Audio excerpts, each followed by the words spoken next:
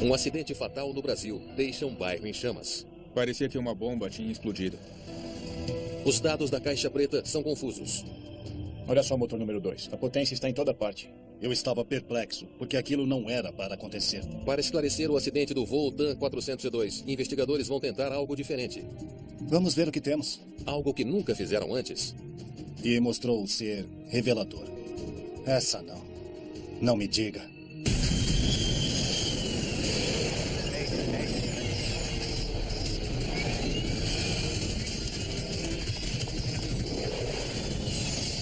Acidentes aéreos. Esta é uma história real baseada em relatórios oficiais e relatos de testemunhas.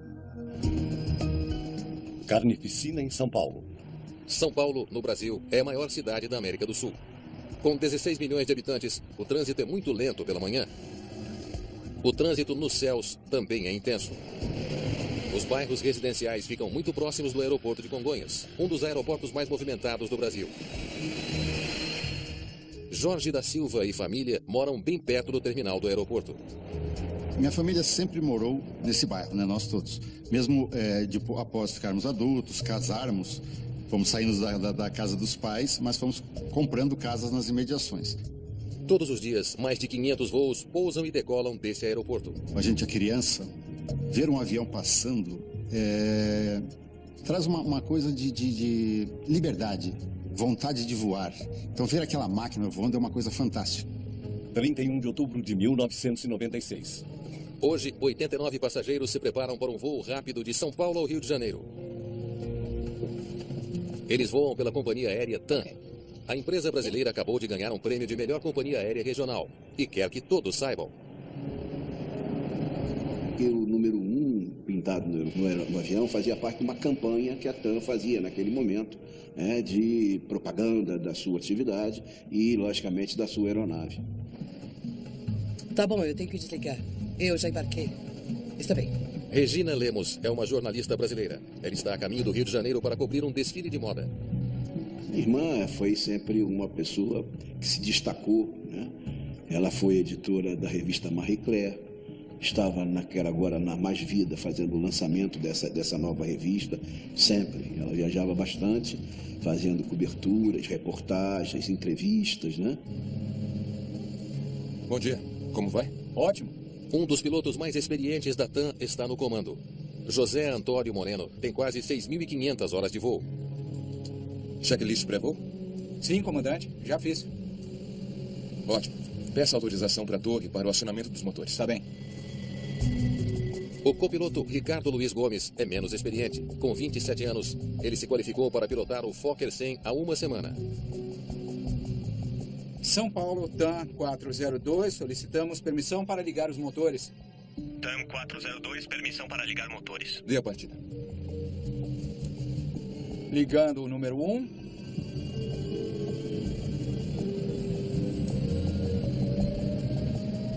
Ligando o número 2. O jato de voo regional é equipado com 2 motores Rolls-Royce. Tá bom, eu já vou desligar. Ronaldo Jenkins não é só irmão de Regina. Ele também é perito em aviação. É um voo curto, né?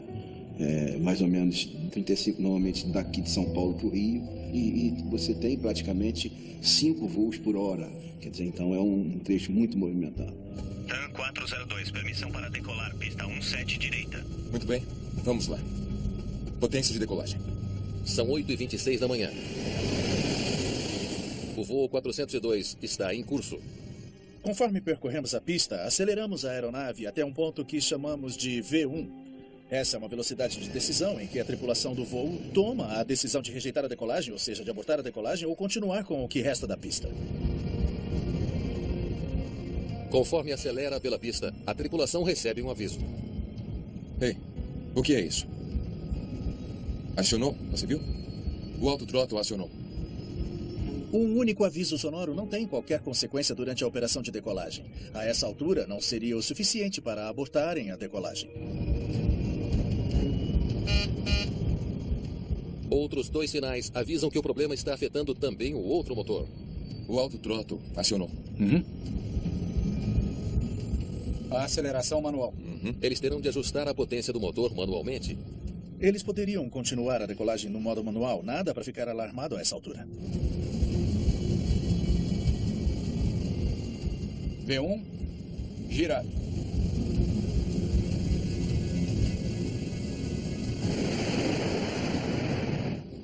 Parece uma decolagem rotineira. Naquele momento, a aeronave está subindo. A posição do bico está subindo. A aeronave está acelerando e a altitude está aumentando. Esses eram parâmetros bons e positivos. Não. E então, a menos de 150 metros no ar, o avião inclina perigosamente para a direita. O comandante precisa equilibrar o avião rapidamente. O momento não poderia ter sido pior. A energia da aeronave está se dissipando. A velocidade do ar a uma taxa de 1 metro por segundo. Velocidade é vida. Então, determinar o defeito é extremamente importante em se tratando do tempo. Os esforços do comandante começam a surtir efeito. As asas voltam a se equilibrar. O que foi isso? É um breve alívio. A velocidade do ar cai perigosamente. Pior, o comandante não consegue manter o equilíbrio do avião. Deve ter sido uma sensação terrível para a tripulação daquele voo naquele momento.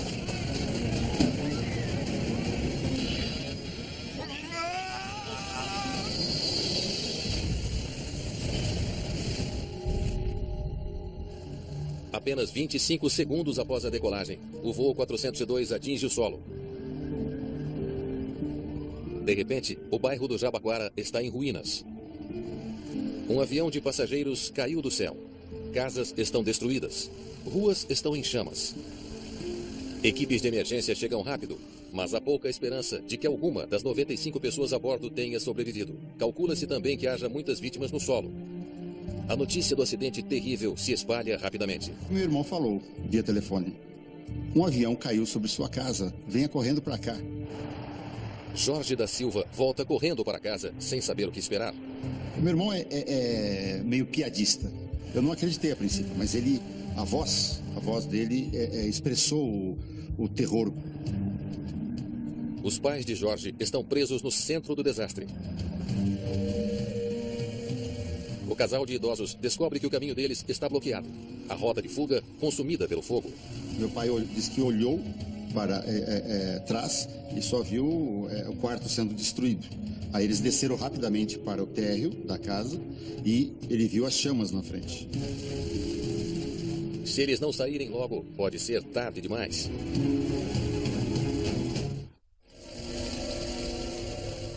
Jorge da Silva chega em casa e vê uma cena de destruição. O bairro está em chamas e ele não sabe se os pais estão vivos ou mortos.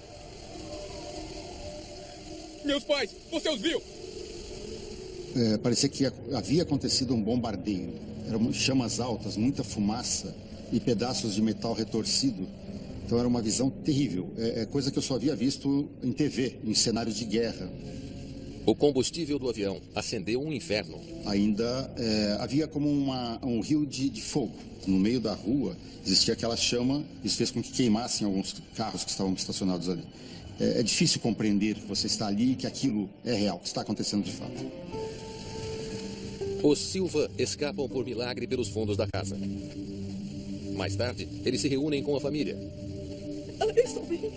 Foi um momento muito emocionante, é difícil descrever assim. Em pouco tempo eu fui da sensação de tê-los perdido, de que eles tivessem morrido, e encontrá-los. Ali foi um renascimento, foi uma coisa fantástica.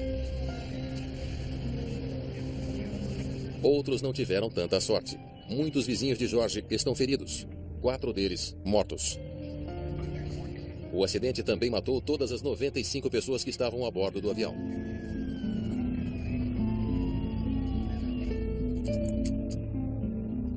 Quando eu recebo o telefonema do meu filho, dizendo que tinha saído na televisão, que a Regina, minha irmã, estava dentro do avião. Então, sabia que não tinha sobrevivente, então tive a certeza naquele momento que ela tinha morrido. Logo após o desastre, solicitam que Jenkins investigue o acidente da TAM para uma seguradora. A morte da irmã torna isso impossível. tive que entrar em contato com a resseguradora dizendo que eu não poderia desenvolver o trabalho, tendo em vista que eu tinha um envolvimento emocional com o caso. Em todo o Brasil, o acidente terrível começa a se tornar conhecido. É o pior acidente aéreo na história de São Paulo. Essa tragédia ela foi um fato marcante na história do Brasil. Por ser no meio da cidade, principalmente da maior cidade do país, causou uma grande comoção. Investigadores de acidente aéreo da Aeronáutica chegam ao local do acidente. O Major Carlos da Conceição lidera a equipe. Então, lá chegando, realmente era uma área de devastação total. E saiu levando tudo que tinha pela frente, casas, carros e tudo mais. E isso era uma área como se tivesse uma guerra. Logo ele percebe que o acidente poderia ter sido mais devastador. Pelo menos as crianças já estavam na escola. O voo 402 caiu a menos de 100 metros de uma escola de ensino fundamental, onde 800 alunos estudavam no turno da manhã. Assim, realmente foi uma surpresa ter tão poucas... a rua está vazia, tão poucas vítimas. Por alguma razão inexplicável, naquele momento, poucas pessoas caminhavam por aquela rua. Fiquem à vontade. Não queremos perder nada.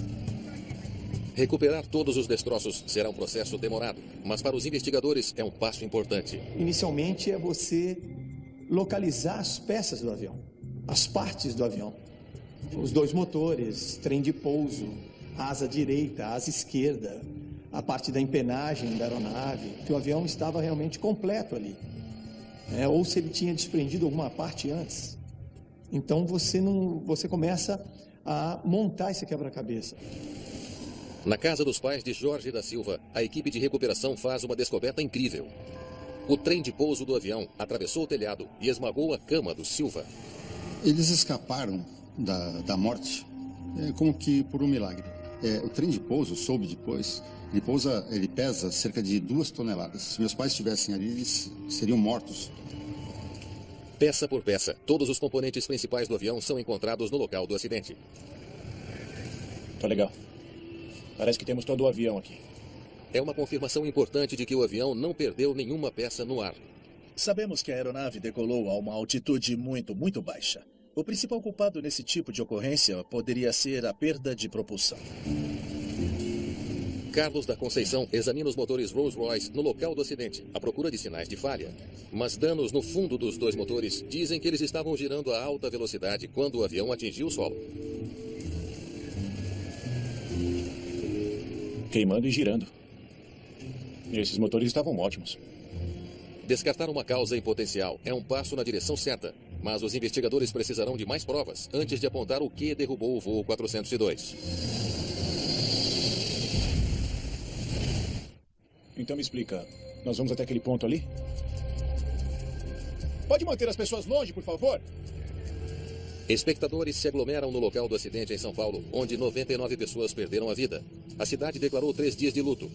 O presidente do Brasil promete uma revisão de segurança em todos os aeroportos da cidade. A pressão por respostas é intensa. Foi a primeira vez que eu investiguei um acidente desse tipo. E realmente é muito difícil. Muito bem, então ele estava inclinando para a direita e desse jeito. Testemunhas dizem aos investigadores que o avião estava inclinando acentuadamente para a direita pouco antes do acidente. Sempre que se tem declarações de testemunhas que descrevem a aeronave inclinando ou balançando ou qualquer observação de movimento na superfície de controle de voo, isso aguça o interesse do investigador. Escombros espalhados no local do acidente no Jabaquara confirmam as declarações da testemunha. A asa direita ficou cravada em um prédio esse primeiro impacto. Essa aeronave bateu numa situação nesse sentido, basicamente na faca. Uma inclinação acentuada para a direita teria feito as asas perderem força de sustentação e colocado o avião em um mergulho. Mas por que o avião faria uma inclinação tão acentuada? Os investigadores querem saber se houve um problema com as superfícies de controle do avião, os flaps e slats que os pilotos estendem das asas durante a decolagem. Se a tripulação não ajustou os flaps corretamente, isso pode explicar a trajetória fatal do voo 402. Sabemos que uma falha em posicionar os flaps ou configurar a aeronave de acordo para a decolagem provocaram muitos acidentes. Eles focam no mecanismo que movimenta os flaps para dentro e para fora. Medições precisas devem dizer se a tripulação da TAM cometeu um erro fatal. O que eles descobrem descarta essa possibilidade. 8 graus é onde deveria estar. O avião foi ajustado adequadamente para a decolagem. Muito bem, anote aí. 8 graus. Isso não está nos ajudando. Os investigadores terão de procurar em outra parte. Verifique os registros. Eu quero saber tudo o que os pilotos fizeram nas últimas 24 horas. O piloto era bem treinado? Estava descansado? Havia comido nas últimas horas? Tudo o que faz funcionar a interação homem-máquina. Queremos descobrir o que entrou nessa máquina antes do acidente. Registros perfeitos. Uma revisão ampla dos registros da tripulação não revela nenhum alerta. A tripulação estava bem descansada e qualificada para pilotar o avião. Um bom investigador pegará cada pedaço de evidência que conseguir reunir e fará um quebra-cabeça. E juntará as peças desse quebra-cabeça para se encaixar ao cenário em vez de tentar fazer o cenário se encaixar na falha. Os investigadores esperam que as caixas pretas preencham algumas peças que faltam. Isso está em bom estado.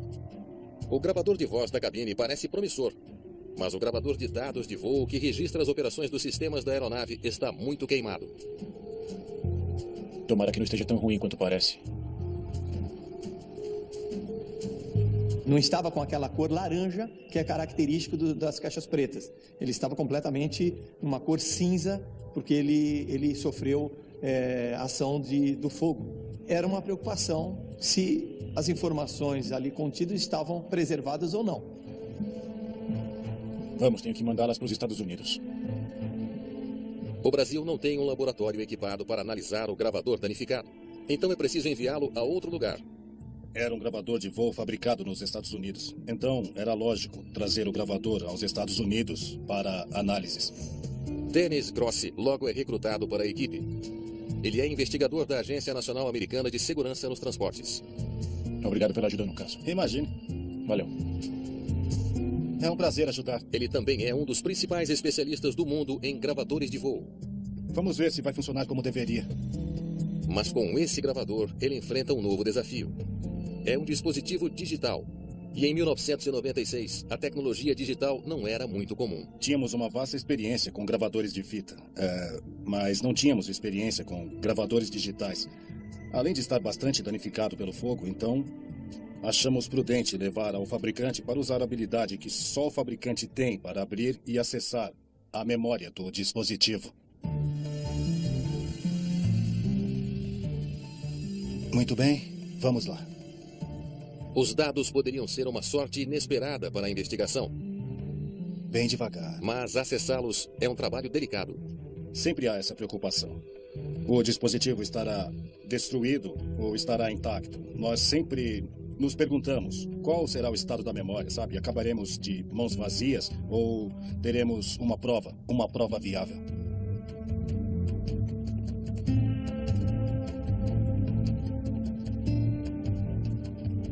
Parece promissor. Vamos torcer. Os chips eram tão frágeis que poderiam quebrar. Se o chip quebrar, já era. Ou se os chips saírem da placa, então teremos de fazer uma recuperação em nível do chip. O que é muito difícil. Eles conectam o dispositivo a um computador e tentam fazer o download.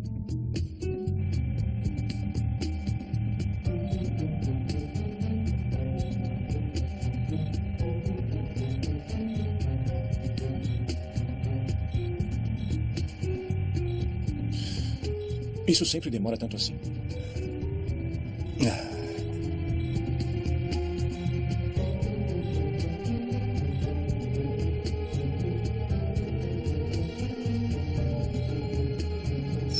Os dados sobreviveram. Nunca duvidei disso. A proteção ao incêndio e a proteção a impactos funcionaram. Estávamos muito felizes àquela altura. O Brasil todo quer saber por que o voo 402 caiu. Em algum lugar dos dados carregados, os investigadores poderão achar a resposta. Passaram-se 3 dias desde a queda do voo 402 da TAM na decolagem. Agora, com a ajuda dos dados da caixa preta, logo os investigadores poderão saber o motivo.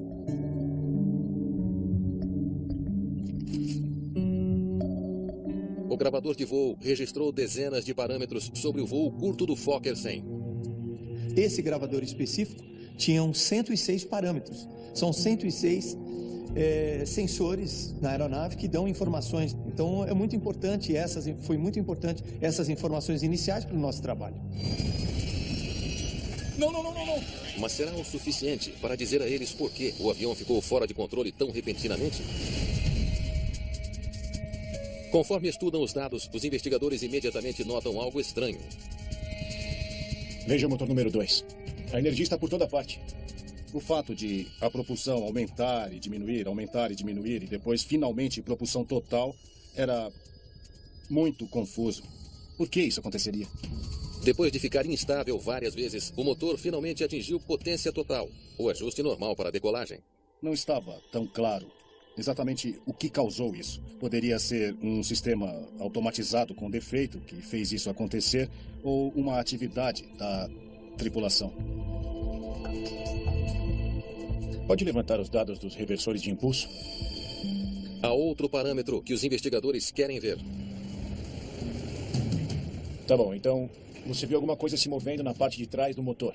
Uma testemunha contou aos investigadores que viu um dos reversores de empuxo do avião funcionar pouco antes do acidente. Reversores de empuxo são como conchas que se abrem no pouso para redirecionar o fluxo da exaustão do motor, empurrando-o para frente e ajudando o avião a desacelerar. Os pilotos nunca os usam no ar.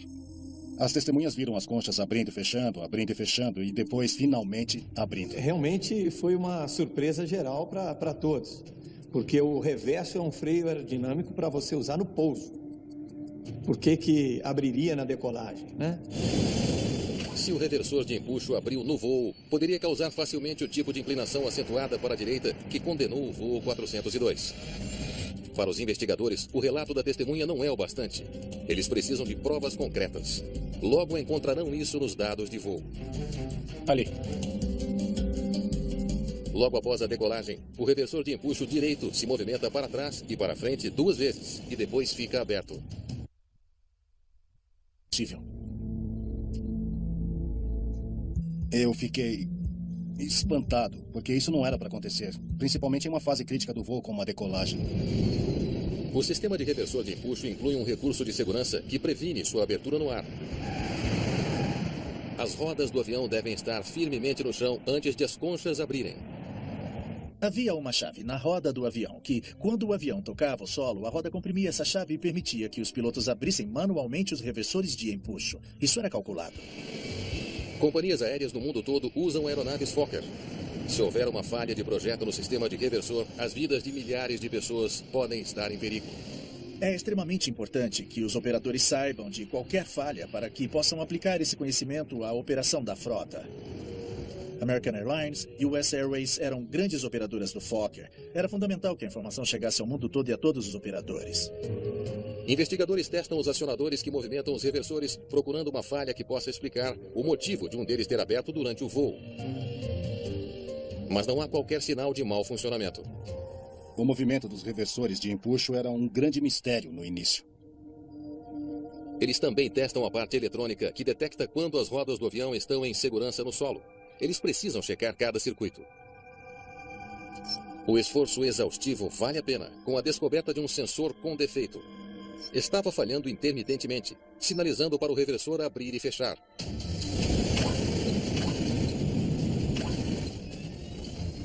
O resultado foi o caos na cabine.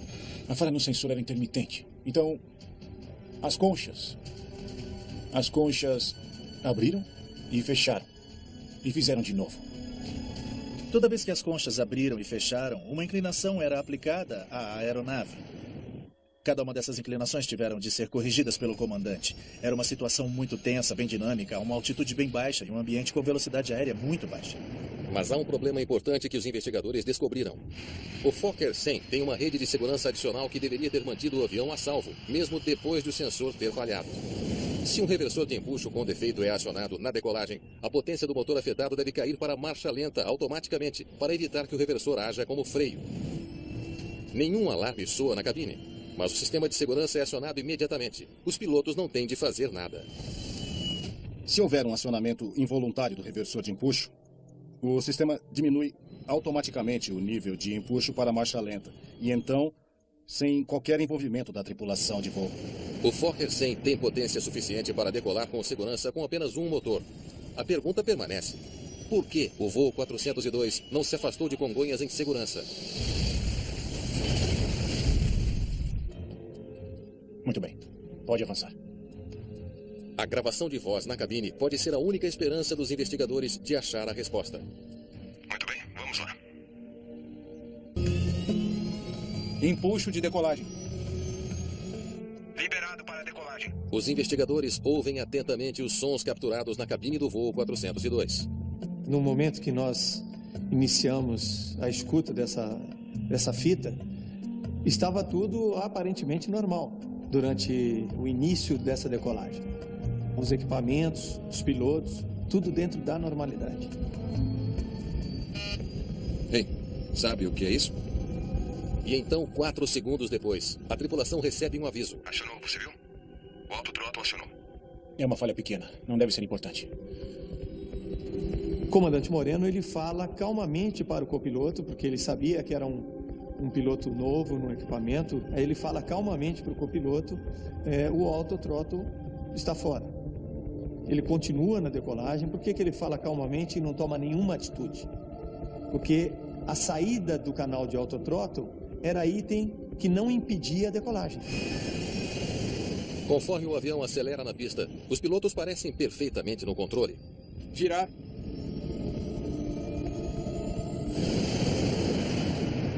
Mas logo após a decolagem, os ânimos na cabine mudam radicalmente. Parece que ele está mexendo em alguma coisa. Está travado. O que está travado? Desliga ali em cima, autothrottle, puxa aqui. Está desligado. Parece que a tripulação achou que o problema fosse o autothrottle.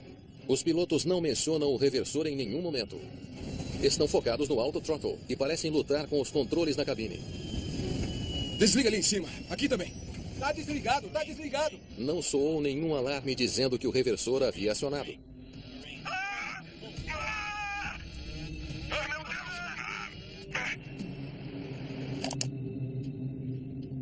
TAM 402, falha no autothrottle, tripulação confusa. Eles não tinham ideia do que estava acontecendo. Fica claro aos investigadores que a tripulação estava confusa, mas eles ainda não sabem o que a tripulação estava fazendo naqueles últimos segundos decisivos. Você quer esclarecer o que de fato aconteceu para que não aconteça novamente? Para descrever uma cena mais detalhada, Dennis Grossi tenta algo novo. Ele combina os dados do voo com a gravação de voz da cabine para criar uma animação em tempo real do voo. A velocidade, na hora da decolagem, era 235 km. É algo que, àquela altura, a NTSB nunca havia feito e provou ser bastante revelador. Vamos ver o que descobrimos. Você tem como avaliar segundo a segundo o que aconteceu nesse acidente. O que nos ajuda muito é a reprodução real do que aconteceu. A nova animação revela um detalhe estarrecedor sobre como a tripulação reagiu quando o reversor acionou. Não! Está travado! Pare. Ele deve estar reagindo ao movimento do manete. Não. O automático movimentou para a marcha lenta como deveria fazer. A perda repentina de empuxo no motor direito indica que o sistema de segurança respondeu corretamente quando o reversor acionou. Desliga ali em cima, o autothrottle, puxa aqui. Está desligado. Mas os pilotos interpretam erroneamente o movimento do manete. Ah, essa não. Não me diga. Eles pensam que é uma falha, que o autothrottle com defeito está cortando a potência do motor. De forma trágica, eles tentam interferir no sistema. Acho que o copiloto está colocando de propósito o motor de volta à potência total. Eles, na verdade, acabaram com o reversor de empuxo totalmente aberto e com potência total no motor, onde os reversores de empuxo estavam abertos. Desliga ali em cima. Aqui também. Tá desligado. Com um motor com propulsão total e outro em reverso total, o avião rapidamente inclina de forma acentuada em um mergulho fatal. Não! Meu Deus! Retornando o motor de volta em potência total. Não tiveram mais chance. A animação ajuda a revelar que as ações da tripulação tiveram um papel trágico no acidente do voo TAM 402. Mas isso levanta questões novas também. Por que a tripulação ficou tão confusa com um sistema automático projetado para ajudar a salvar o avião deles? Ainda falta uma peça do quebra-cabeça. E veio um pensamento. Por quê? Como isso aconteceu? Como a tripulação não entendeu o que estava acontecendo com eles?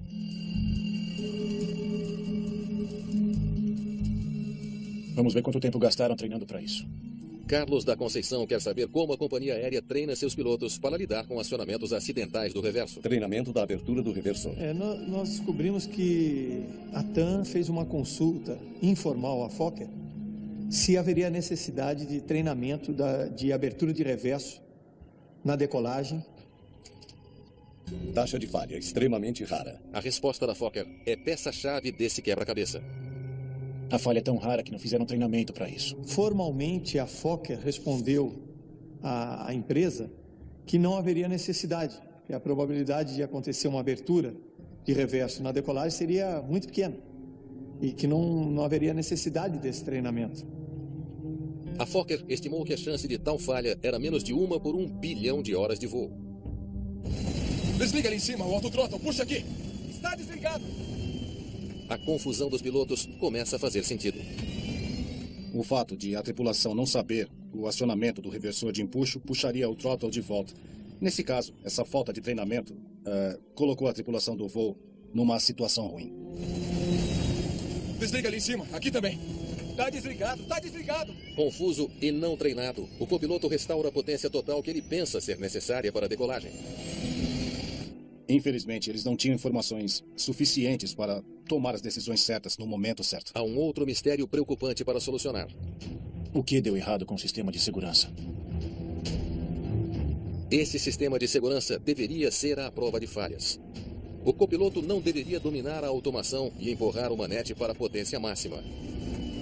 Mas ele fez exatamente isso. A questão é, como?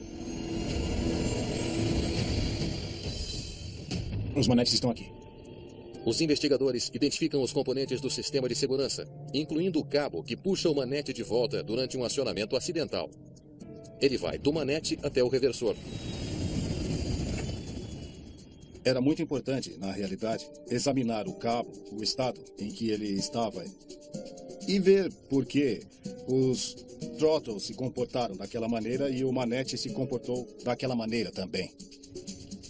Isto se conecta ao reversor com defeito? O cabo está em bom estado, exceto por um problema. Ele se solta em um ponto de conexão. É uma descoberta confusa. O cabo é projetado para suportar impressionantes 632 libras de força. Não sei como o piloto puxou com tanta força.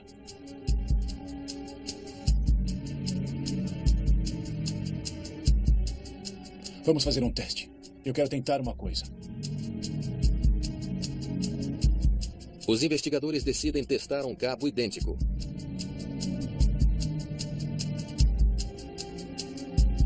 Eles puxam o cabo dos dois lados.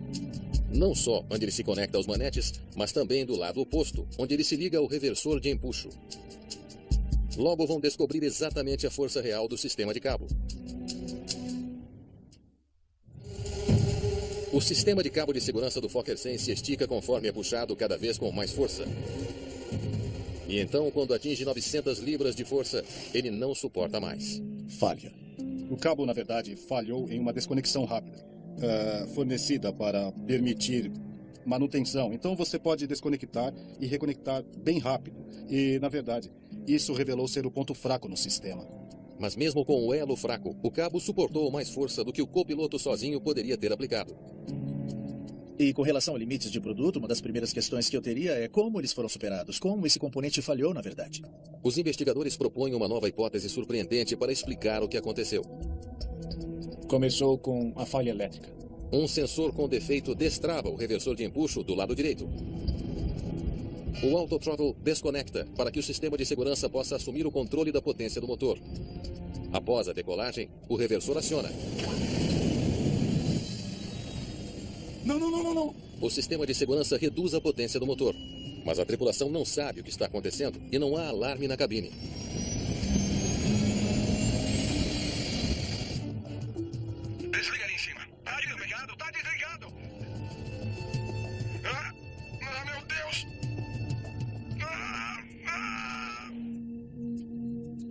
3 vezes, o sistema de segurança retrai a potência. E 3 vezes, o copiloto coloca os motores de volta à potência total. Os investigadores concluem que, quando o manete passa para a marcha lenta pela última vez, o copiloto o segura para a frente com toda a sua força. É uma resposta natural. O objetivo é colocar o avião o mais alto e veloz possível. Dadas as informações que a tripulação desse voo tinha, eu ousaria dizer que 99% de todas as tripulações de voo teriam reagido da mesma forma. Com o manete preso à frente, na próxima vez que o reversor abre, o copiloto está empurrando enquanto a automação está puxando. A força combinada é maior do que os programadores previram. Isso rompe o cabo.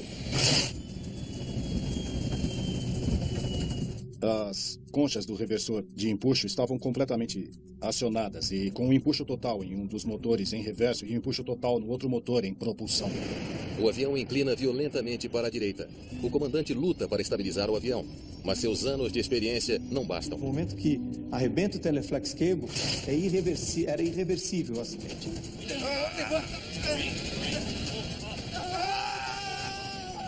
Naquela altura, eles não tinham opção. Fizeram tudo o que era humanamente possível.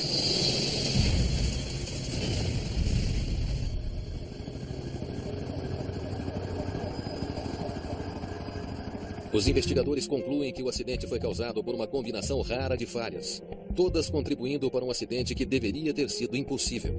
Primeira coisa, de ensinamento que veio dessa investigação, não existe nada isento de falha. A gente tem que sempre estabelecer parâmetros, dar conhecimento, fazer treinamento no sentido de você poder administrar determinados tipos de problema que eles, embora sejam remotos, mas eles podem acontecer. Após o acidente, a companhia aérea TAM acrescentou um novo treinamento para ensinar aos pilotos como responder se um reversor for acionado durante a decolagem. A Fokker aperfeiçoou o sistema de reversor de empuxo. Ela também modificou o alarme da cabine. Agora os pilotos serão avisados caso um reversor acione na decolagem. Uma investigação que ninguém aprendeu nada com ela não tem o menor valor. O importante é exatamente a gente aprender e aprimorar a nossa atividade. Mas no momento que nós somos conduzidos a investigar um acidente, a nossa busca é incessante para saber os porquês, de forma a prevenir outros acidentes.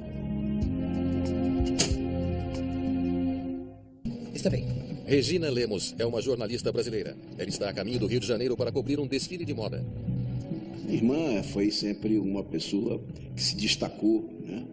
Ela foi editora da revista Marie Claire, estava agora na Mais Vida, fazendo o lançamento dessa nova revista, sempre. Ela viajava bastante, fazendo coberturas, reportagens, entrevistas, né? Bom dia. Como vai? Ótimo. Um dos pilotos mais experientes da TAM está no comando. José Antônio Moreno tem quase 6.500 horas de voo. Checklist pré-voo? Sim, comandante. Já fiz. Ótimo. Peça autorização para a torre para o acionamento dos motores. Tá bem. O copiloto Ricardo Luiz Gomes é menos experiente. Com 27 anos, ele se qualificou para pilotar o Fokker 100 há uma semana. São Paulo, TAM 402, solicitamos permissão para ligar os motores. TAM 402, permissão para ligar motores. Dê a partida. Ligando o número 1.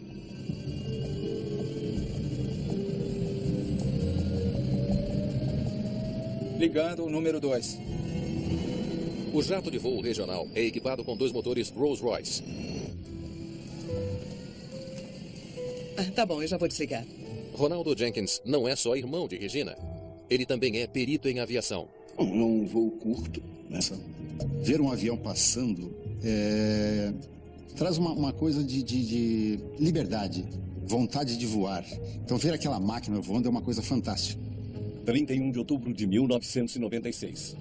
Hoje, 89 passageiros se preparam para um voo rápido de São Paulo ao Rio de Janeiro. Eles voam pela companhia aérea TAM. A empresa brasileira acabou de ganhar um prêmio de melhor companhia aérea regional e quer que todos saibam. O número 1 pintado no avião fazia parte de uma campanha que a TAM fazia naquele momento, de propaganda da sua atividade e, logicamente, da sua aeronave. Tá bom, eu tenho que desligar. Eu já embarquei. Um acidente fatal no Brasil deixa um bairro em chamas. Parecia que uma bomba tinha explodido. Os dados da caixa preta são confusos. Olha só o motor número 2. A potência está em toda parte. Eu estava perplexo, porque aquilo não era para acontecer. Para esclarecer o acidente do voo TAM 402, investigadores vão tentar algo diferente. Vamos ver o que temos. Algo que nunca fizeram antes. E mostrou ser revelador. Essa não. Não me diga.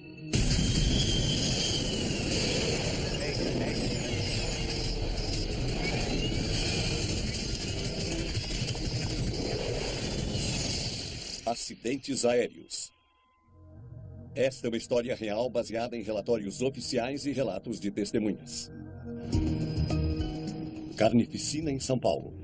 São Paulo, no Brasil, é a maior cidade da América do Sul. Com 16 milhões de habitantes, o trânsito é muito lento pela manhã. O trânsito nos céus também é intenso. Os bairros residenciais ficam muito próximos do aeroporto de Congonhas, um dos aeroportos mais movimentados do Brasil. Jorge da Silva e família moram bem perto do terminal do aeroporto. Minha família sempre morou nesse bairro, né? Nós todos. Mesmo após ficarmos adultos, casarmos, fomos saindo da casa dos pais, mas fomos comprando casas nas imediações. Todos os dias, mais de 500 voos pousam e decolam desse aeroporto. A gente é criança.